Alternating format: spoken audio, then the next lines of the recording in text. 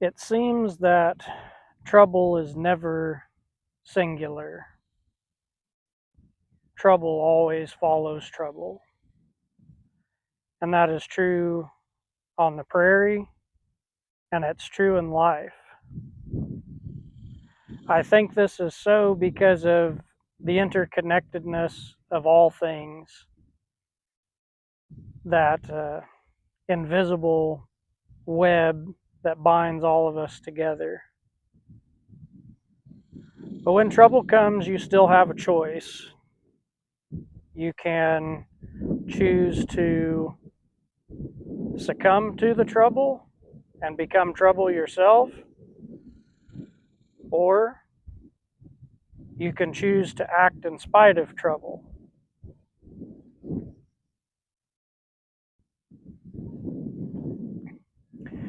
In this day 2 video, I find that trouble has come knocking.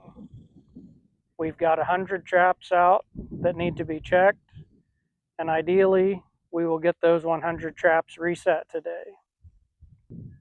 If you missed the day 1 video, you can click up here in the corner and watch it so that you're up to speed with what's happening this week.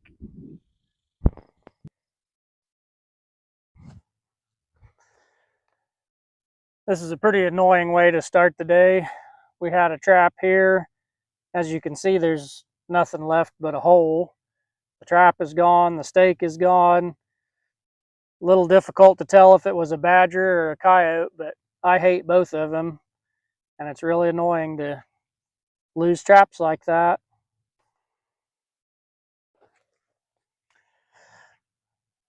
More predator damage here. This could turn into a long day. At least the trap's still here on this one.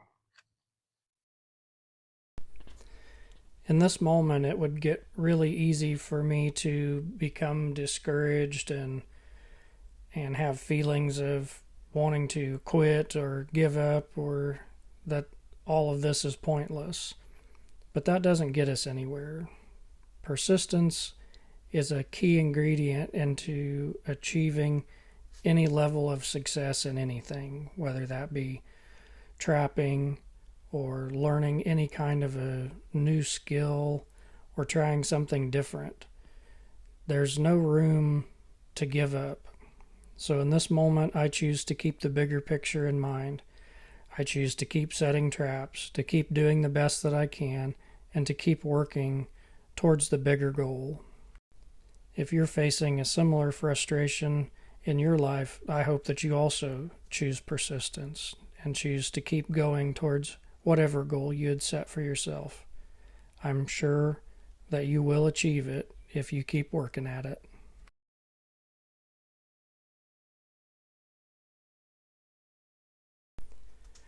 One of the highlights to working in nature is getting to bear witness to it, getting to observe these tiny things that most people would not get to experience in the course of their day.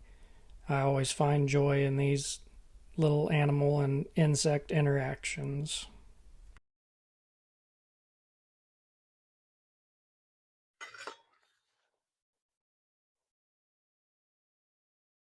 If you're new to the channel, what I'm doing here is locating the Gopher's tunnel so that I can set a trap in there. This is a agriculture field, and the gophers are destroying it.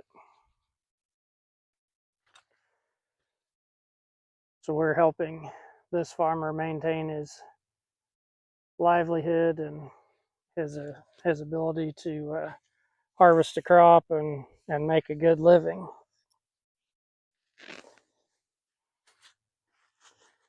The gophers are here in just such excessive numbers that something has to be done to control that. This is the first set that hasn't been damaged by a predator. Let's see what we've got. Empty trap.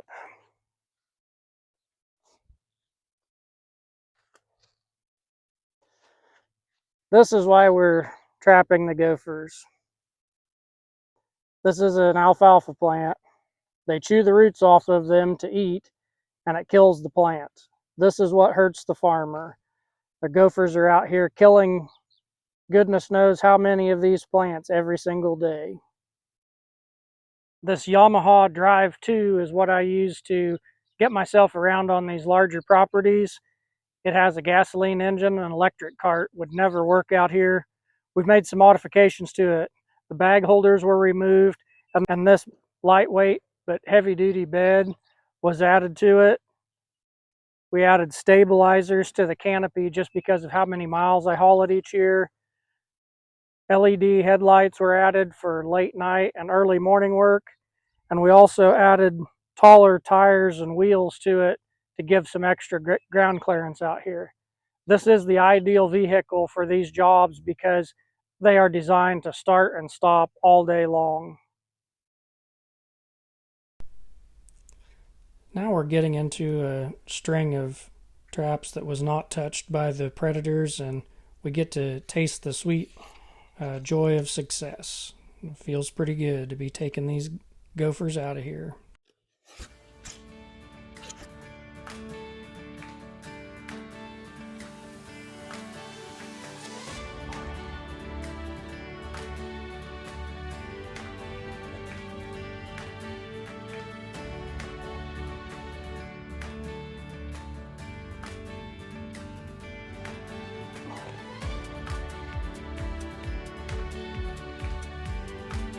Big boy there.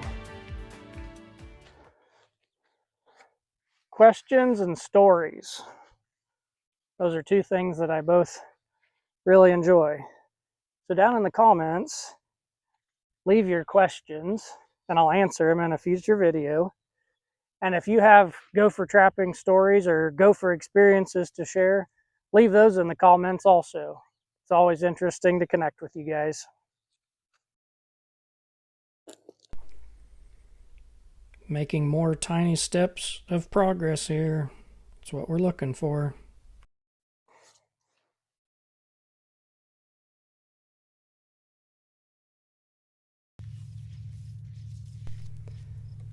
This is really quiet work, and a lot of that is true when you work in and with and around nature. Some people would call it loneliness, but I call it peace. It's art without an audience. I regularly go days without seeing another human being when I'm working out here. Very isolated, very quiet, and you're just alone to do the work. Many people wouldn't even care, but I care because I know this work makes a difference to a family.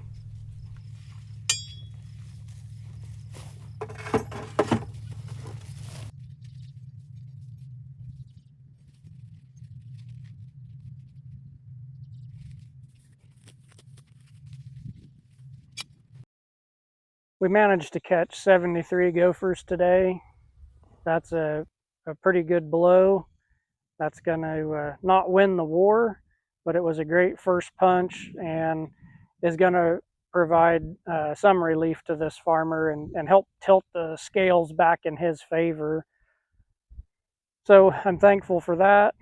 Out of those 73 gophers, coyotes and badgers partially or completely ate 33 of them, and there were quite a few other sets that they dug up before a gopher even had the opportunity to get caught in the trap.